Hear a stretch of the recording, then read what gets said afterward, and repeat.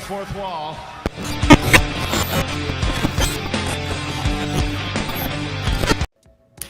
Yo, what up, everybody? It's John Escudero here, aka Johnny Dirt Sheet, aka the Dirt Sheet Daddy, aka Yo Mama. I'm here with the boys, Nick, Mac. Missing a couple folks, but that's all right. They'll be here next time. Say what's up. Say what's up, AJ Stylish, to the people. Yo, what's up? What's up? Feeling phenomenal up in here. It is I, AJ Stylish, otherwise known as your boy, Nick Rocco. Hey, it's Mac, Curbside Hero on Instagram. You know me. I'm here once a week and then once a year other places. Man, let's get into the Smackdown tonight. We had it was a pretty eventful Smackdown. I thought go home show for Clash at the Castle. Clash at the Castle. We got the return of Randy Orton to close the show tonight. I don't know. I kind of been waiting for him to return. I thought this would be a good spot, but we'll get right into that main event, man. Solo Sikoa taking on Kevin Owens, and if the Bloodline was banned from ringside because those motherfuckers took out the Street Profits earlier in the night, so. Solo Sikoa wins. Well, it was actually a pretty good match. The Bloodline comes in, they jump Kevin Owens afterwards. Randy Orton returns, runs his ass down there all excited, saves Kevin Owens from a beatdown. I was trying to look for the screenshot that kind of looked like an Animorphs cover, but I don't know if I uploaded it. Oh, there it is. It's like Solo Sikoa transforms into a white man. Anyway, they're whipping his ass, and they did this thing where the Gorillas of Destiny were like fighting over his body, like, you get off him, it's me. And they're like, wordless monsters. It's so weird to accept them that way because I had to watch them like, I know what Tama Tonga's voice sounds like. But yes, Randy Orton saves Kevin Owens. They hug, and they're going into, I don't know, next week. They don't even have a match tomorrow, right? None of these guys have a match at the pay-per-view? No. That they closed the go-home show? All right, that's cool. Yeah. I mean, it leaves you at the... I guess it puts them at the forefront of your mind for next week's SmackDown, even though they don't have a match tomorrow. It's not the worst booking. Weird. But yeah, I think over it on the podcast, and we did not go over that match at all, and I'm looking right now, nothing listed for them. Hey, is this like a really raw, heavy like Clash at the Castle, or is it just me? I gotta look at the card to see it in front of me, but I think it's just the fact that they only ever have 5 or 6 matches on the pay-per-views now. It's like it's the Intercontinental title, it's the World title, and then you got two girls from. Oh no, wait a minute! I think both of those girls are from SmackDown, right? It's pretty even, my friend, because it's 2-2 and one that has both brands. So it is pretty even. It's just, Triple H's. How do you guys feel about that? About Triple H is NXT takeover sized WWE pay-per-views. I think they're nice and tight, but at least situations like this. I mean, I certainly don't miss the days of everybody needs to get on the card, so we need to have like 2 battle royals, one to kick off Raw and one to end Raw.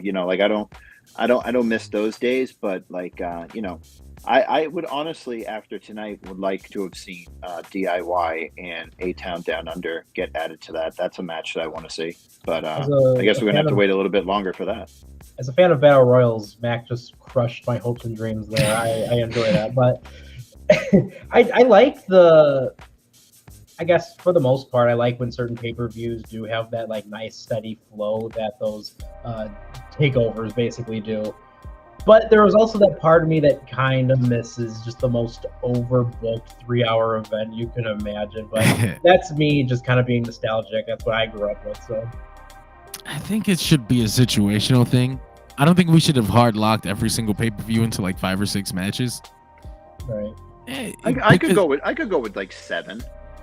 7 or 8. It's a pay-per-view. 8 used to be the optimal number. 8 matches.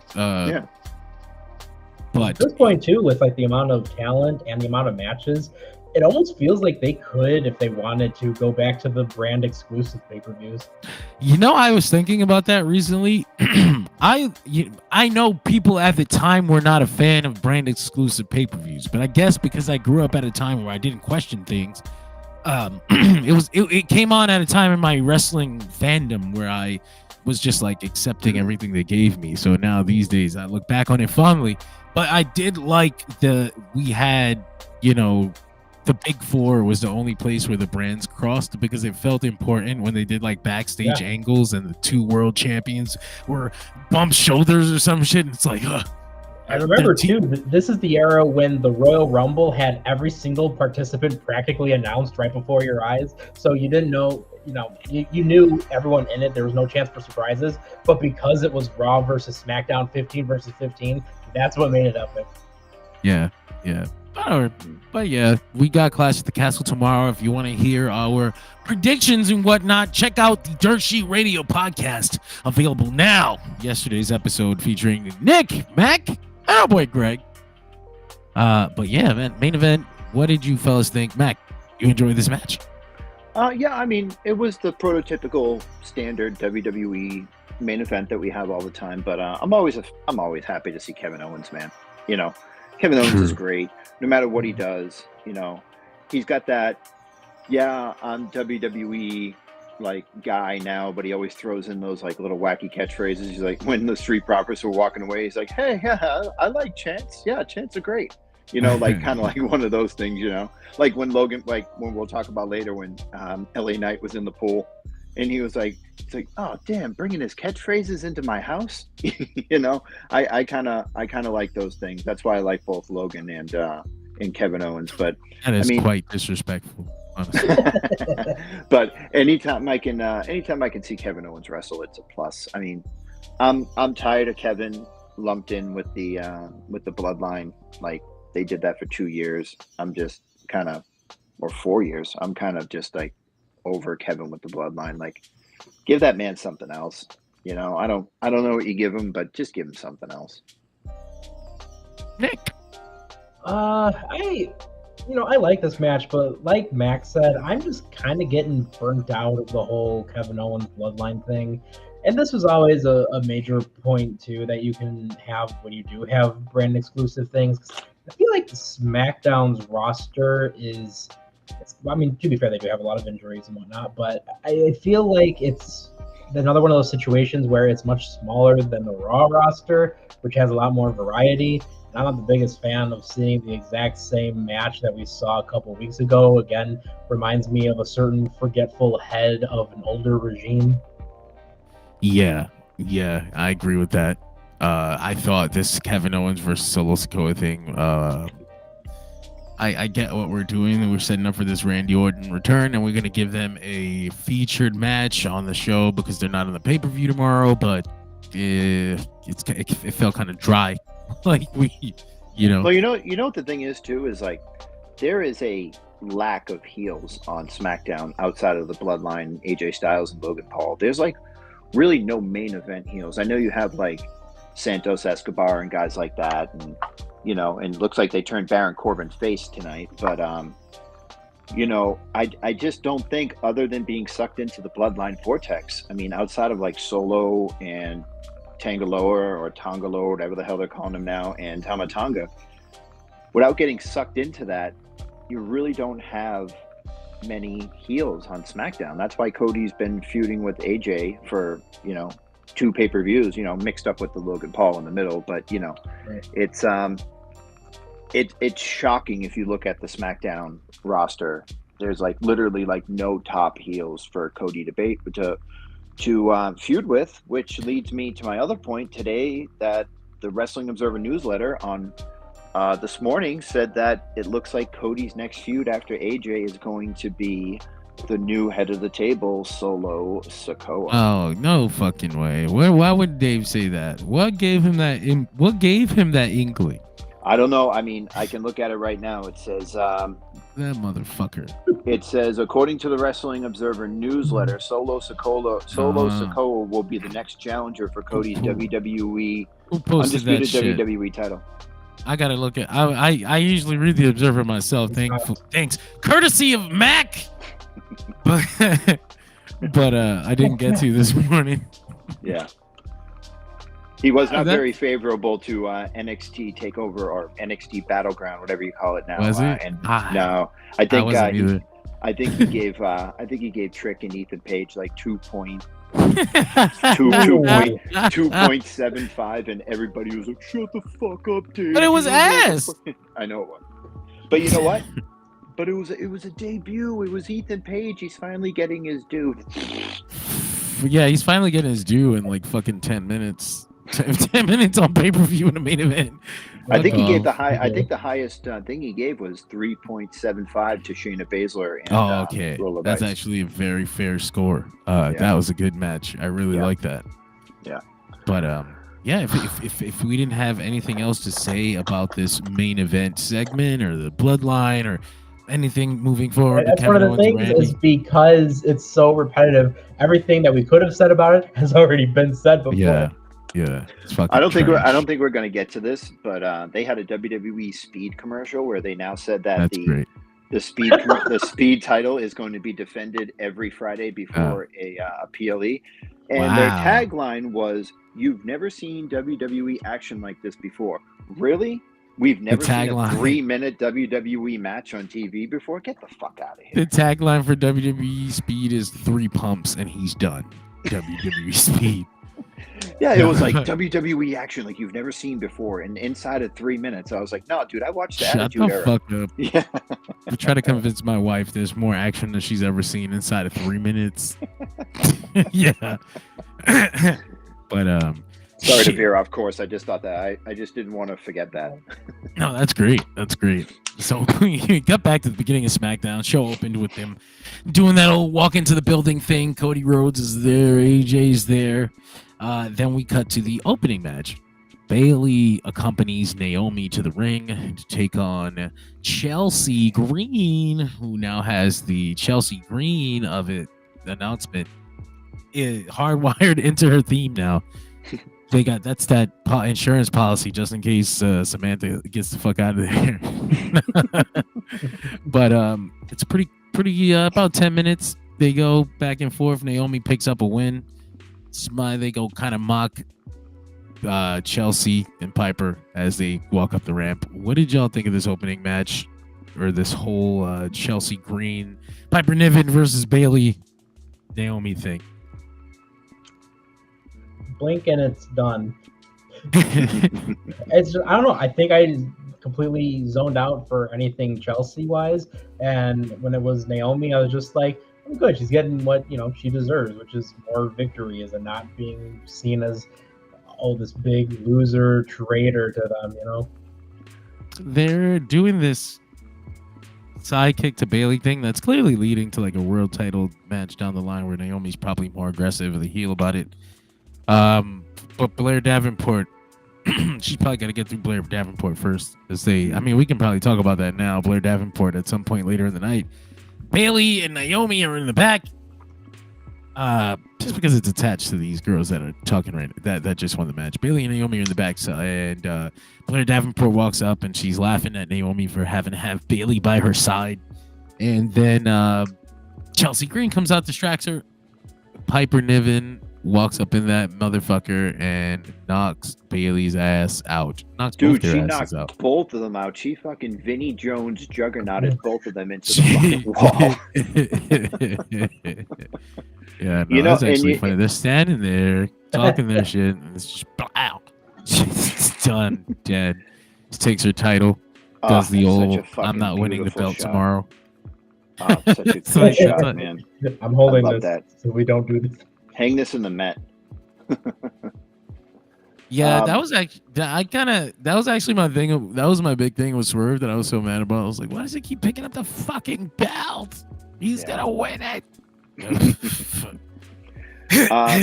The funny thing is that I always look at Chelsea Green and I think back to that match with Pentagon Jr. When she was Rex-Luxa in Lucha Underground. I'm like, dude, this chick could be doing so much more than just like slightly comedy 5-minute matches. Like, she's a good wrestler. When she was Laurel Vaness in TNA and on the Indies, like she does good character work. She can wrestle. Like, let her wrestle. You know, I would say there's time. She's a good performer. She's good. Like when she did the Penta match, she was good in there with Penta. She held her own with Penta. I wouldn't say we should be putting Chelsea out there to have wrestling matches. No, I'm not saying you should put her out there for like a 15 or a 20-minute match, but I'm saying like you can have her go out there and be competitive with Bayley. You don't have to have Bayley squash her in 5 minutes. You don't have to have Naomi squash her in 6 minutes. You know, like just go out there and have like a really, really competitive match. You know, and because like I said, WWE is doing a great job lately of like drawing fans in and trying to wipe the stink away of Vince McMahon's company and mentioning Ring of Honor on television and mentioning New Japan and in vague terms mentioning like AEW. Like it doesn't need to be these cookie cutter matches anymore. Like let these girls get it in on the champions. Like make the champions look vulnerable. They're not superheroes. You trying to get Chelsea Green's wrist broken again? What are you doing? I forgot. You know what, John? Forget I even said that. She's made out of glass. Listen, if Chelsea Green's watching this, I hope your pretzel stick bones are okay. And remember, Cardona's got an affinity for glass. Yeah. Oh God. That's what it is. Real glass, bitch. But following that opening match. We had what the fuck happened? Oh yeah, backstage Baron Corbin is back there just being grateful, just shucking happy. Hey, thank you for bringing me up here. This is really nice. I appreciate it. Totally. And, thanks for taking me away from my awesome tag team and my relevance for the past 6 months. So Santos Escobar walks in with the Legado del Fantasma, and they fucking laugh at him. They call him a charity case. And he's like, I'm not gonna take this, but he does, and he walks away. And then they kind of ask Nick all this about Apollo. How is he? I know he's a tough guy. Actually, Santos Escobar had a little bit of swag here. I was digging it. He's fairly cool, very powerful. So they set up an Apollo Crews match for later in the evening. That was what it was. After that, we had the Grayson Waller effect with DIY, Grayson Waller, and Austin Theory. They basically talked about how Grayson Waller's show doesn't even have Austin Theory's name on it, and they tried to kind of drive a wedge in between them.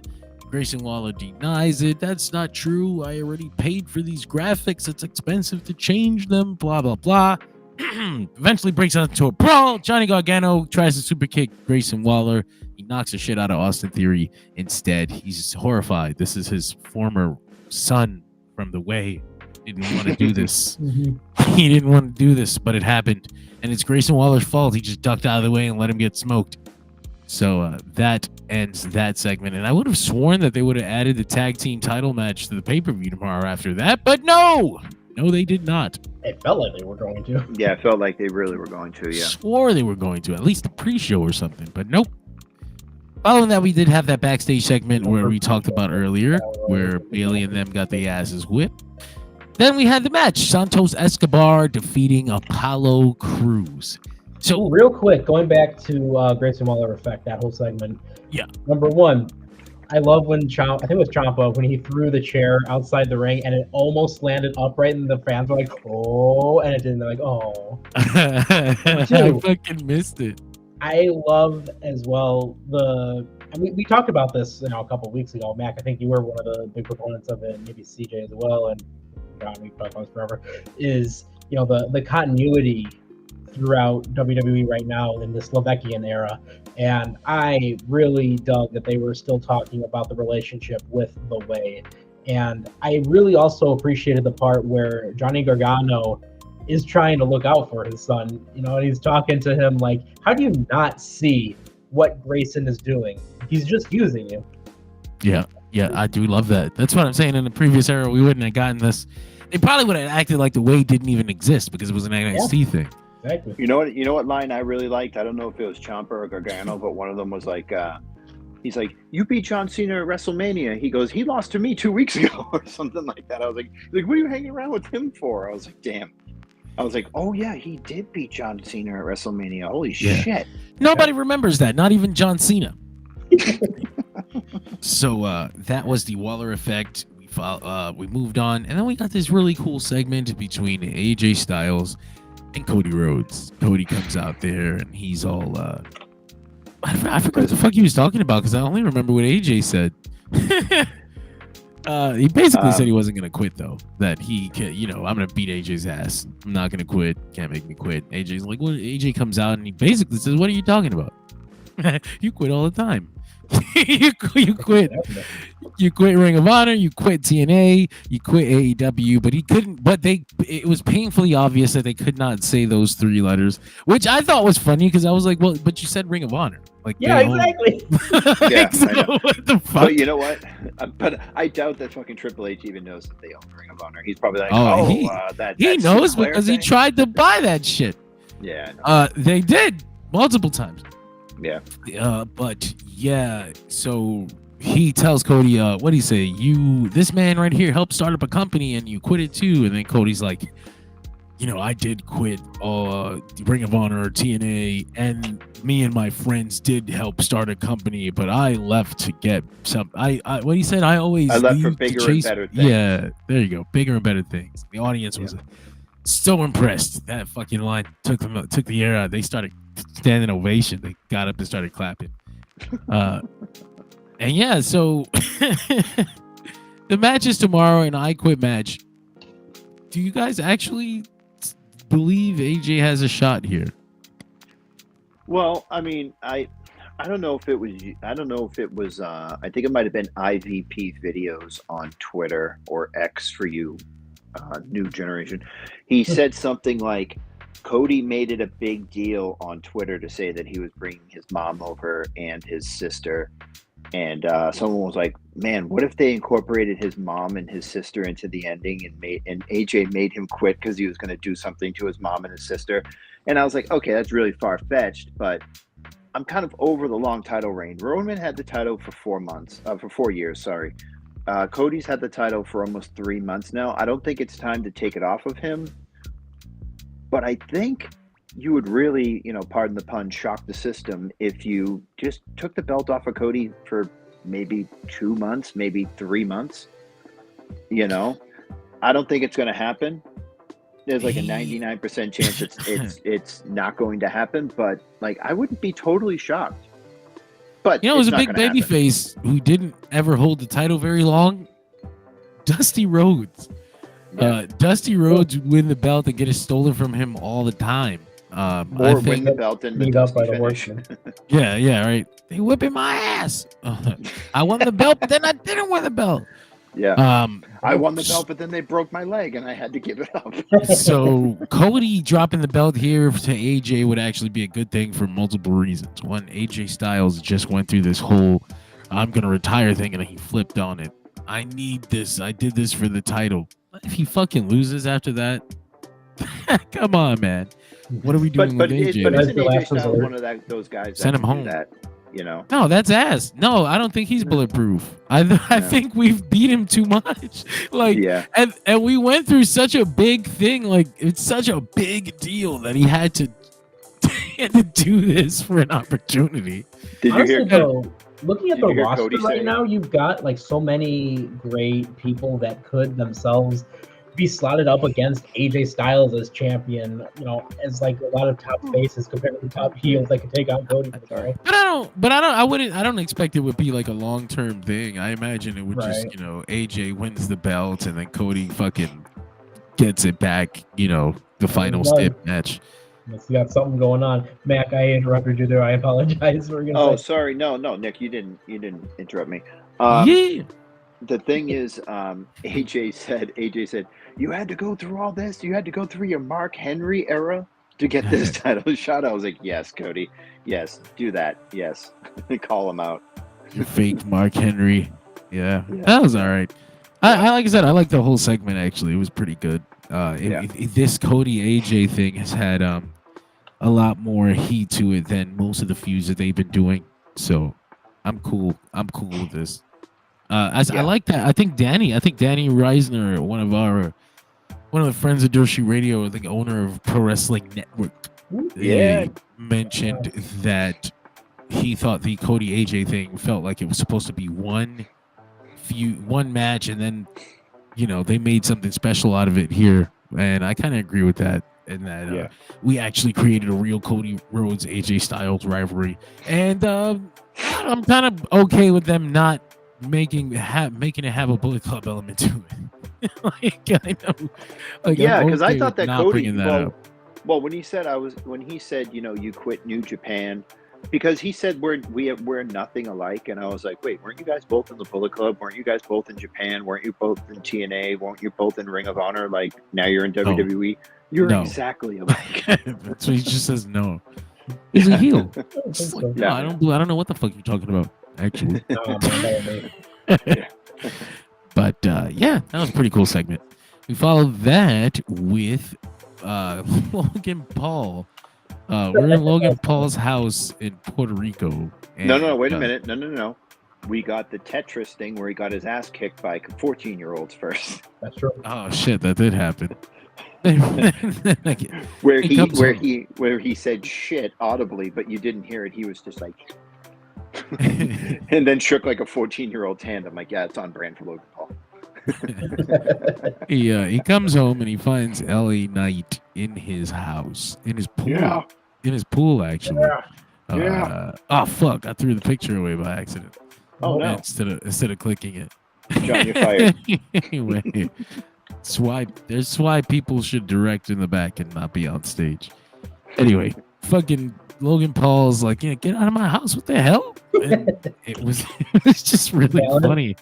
Dude, can I just say that LA Knight is fucking shredded? He looked like Triple H 2002 Madison Square Garden return. Like he is fucking shredded, dude. Yeah. That's where he did that line. Logan said that thing we mentioned earlier where he was like, hey, he hit his catchphrase in my house? What the fuck? You left in my house with your catchphrases. That's great stuff. But it was... well, LA Knight made it seem like he was going to go find Logan Paul and whip his ass. He went and found Logan Paul and chilled in his pool and then politely left when he was asked. I think that's more disrespectful, is chilling in someone. And he was there for a while. I guess. But it was just very calm. But funny little segment. Yeah, it was good. I liked it. I liked it a lot. Yeah, it was good. Mm-hmm. And then the obvious dub in. He was already out of the house, and he goes, "And bring that United States title with you." That's that ADR. We had a segment in the back where we find out that the Bloodline is. I think I skipped the part where the Bloodline beat the shit out of the Street Profits. That happened earlier. Yeah, I mean, they claimed they were gonna insert it here. Yeah, they were gonna help Kevin Owens tonight against the Bloodline, but they got beat up. Yeah, by the Guerrillas. Jumped in a stairwell. Yeah. He did get jumped in a stairwell. And then you know what happened too is then you see Kevin Owens go through the door at the top of the stairs, and knowing the Kevin Steen we all know and love, I thought he was gonna just dive out from the middle of the stairs, and he didn't, and I'm like, oh, that would have been so cool. It's Kevin Steen, not Darby Allin. No. So what is up with these? What is up with these stipulations? Like every week, that if the Bloodline loses, Solo's going to stick Tama Tonga on Paul Heyman. I think Tama just really wants to be, close to Paul Heyman. because when Paul Heyman put his foot on the rope, like Wade Barrett, made the oh, Paul Heyman just saved himself from the wrath of Tama Tonga, and I was like, wait, again? Yeah, that's what this segment was. It's like this time Solo Sikoa was like, I'll take it out on you. And it's like, the idea is Paul Heyman's just getting abused here. And, Roman is a piece of shit, too. Roman just leaves him here. Yeah, everybody wants it back. That earlier. WWE put out a video of the crowd going, we want Roman, last week at ringside. And Paul Heyman just starts crying. And I'm like, Roman's watching the show. Save him. Save your dad. I'm saying, what is he, in a fucking cave? Did you go I have to do penance. So I can't. Whoa. Yeah. But we followed that up with actually a pretty depressing segment for me. This is fucking depressing. We got Alba Fire and Isla Dawn come out there to kind of, I don't even, it's not like a babyface promo, but you know, they're It was from kind the of a hometown promo, yeah. They were like, you know, this is where we're from. We're gonna win or whatever. And Yeah. it's like on Monday, they did this fucking shit, this bullshit, where they had Shayna Baszler just steamroll Alba Fire. They had the tag team steamroll the entire tag team. Just ran over them in like 2 minutes. 2 minutes. No distraction, no fucking nothing. They just cleaned them. And Shayna was kayfabe injured. She had wrestled in a fucking MMA fight the night before, and she still murdered Alba Fire and just destroyed her, choked her out beyond the bell. Yeah. And they're supposed to be contenders for this fucking title match in their hometown. And they're not on TV ever, so you would think you want to establish them as something to show the audience, like, oh, these girls matter. You know, they're a threat too. You fucking bitched them, buried them, and I never use that fucking word, but essentially buried them on Monday. And then we get the horrible personal life news about Alba Fire. And I'm just like, this is fucked up all the way around. You people are sick. Yeah. People are careless. Me mom got hit by a car. They send her out here and, you know, they do this little fucking nothing promo. Crowd kind of cares, but it's not like they're so excited to see them. Yeah, because they just got run over by a steamroller fucking 4 nights ago.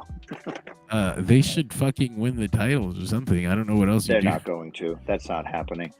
It felt like such a nothing segment too, where it was just like time filler more than anything.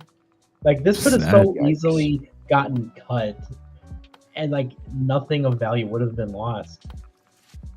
I mean, I don't mind seeing Isla Dawn on my TV, so you know. Right. No, and it's not anything bad against either one of them because you know they're both awesome in different ways. But it's like, wow, this just felt so not necessary, and they just shouldn't have dropped the witch thing. Exactly, it made her unique. Yeah, they dropped their whole gimmick. The gimmick is gone. Yeah. She was Wanda Maximoff, and she was the female. She was a female Torch, like you know. They killed Kaylee Ray dead.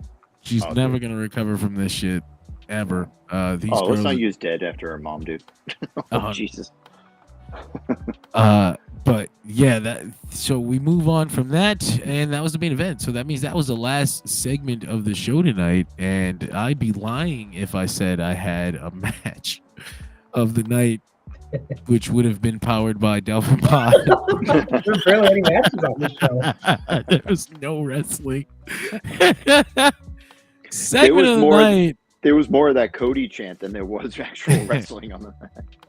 Segment of the night, powered by the Cold Case Project, is definitely going to be the Cody Rhodes AJ Styles segment. It was the only one with real meat. They actually had a cool little thing there where the crowd was so loud that the WWE put out a little decibel counter in the corner. If you can see that live and loud. Did we talk about Santos versus Apollo Crews? Did we? We probably skipped that. I don't think we did. I scrolled. We also skipped Nia Jax and Miriam. Oh yeah, yeah. Those two things happened. Those two things happened back to back. If you were wondering, 2 matches of the night. Apollo Crews and Santos Escobar probably had the only wrestling match of the night, and it was only like 6 to 8 minutes long. Baron Corbin actually came out to even the odds at one point, and it didn't help. Apollo Crews still loses. If you didn't watch the segment earlier with Baron Corbin getting disrespected backstage, you would have been so confused. Like, why is he coming out here?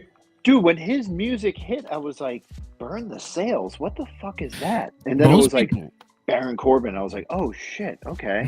Most people don't even know why he's being a babyface right now. Like the whole NXT thing is buried in NXT where nobody casual knows what's going on. But plus, dude, they just don't know what to do with him. Crews had like such a heated rivalry in like early Smackdown and Raw too.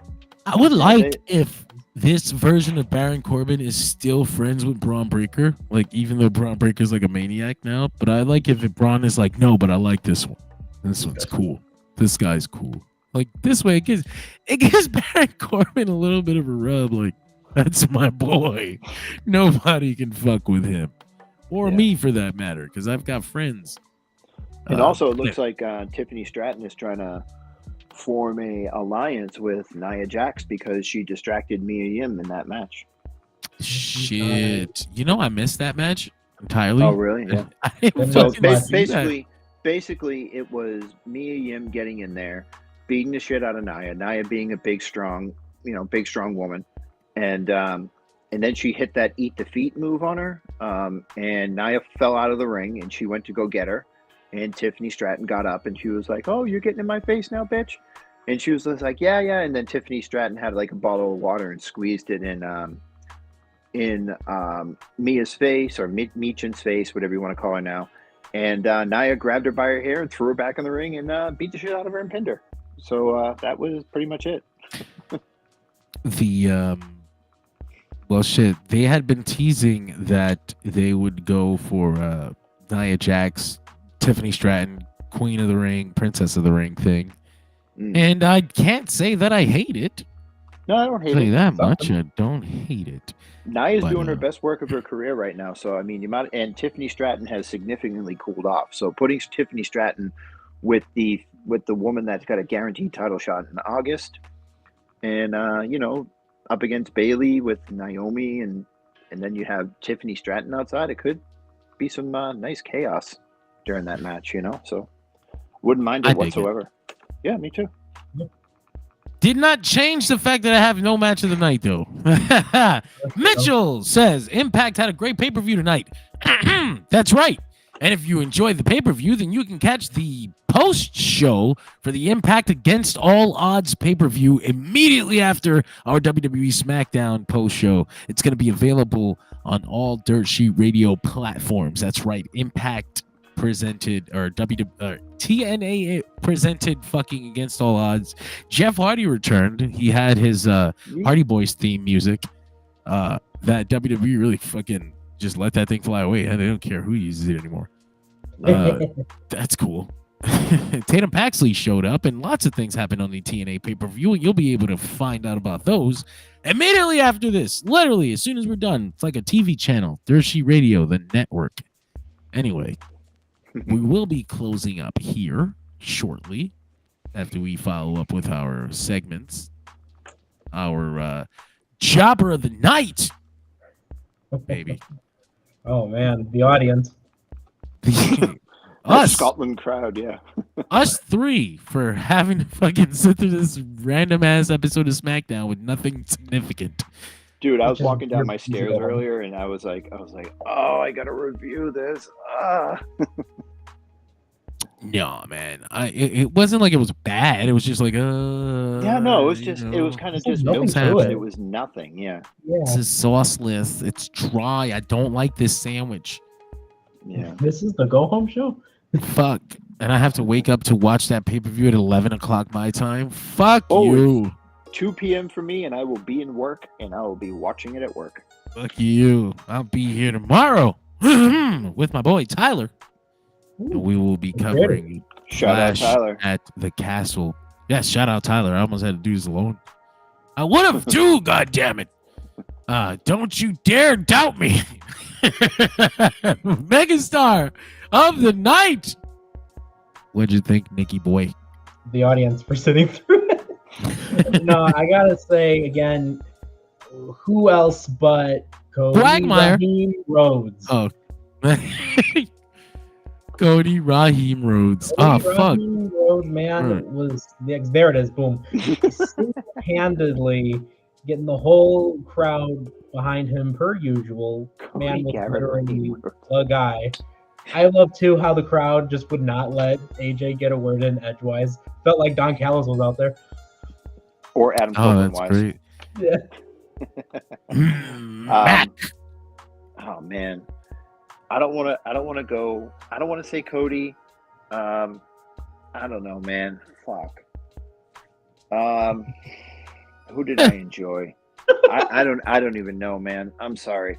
You know what? I'm gonna go ahead and I'm gonna say Piper Niven for steamrolling over two former women's champions backstage and putting them through a wall. Valid.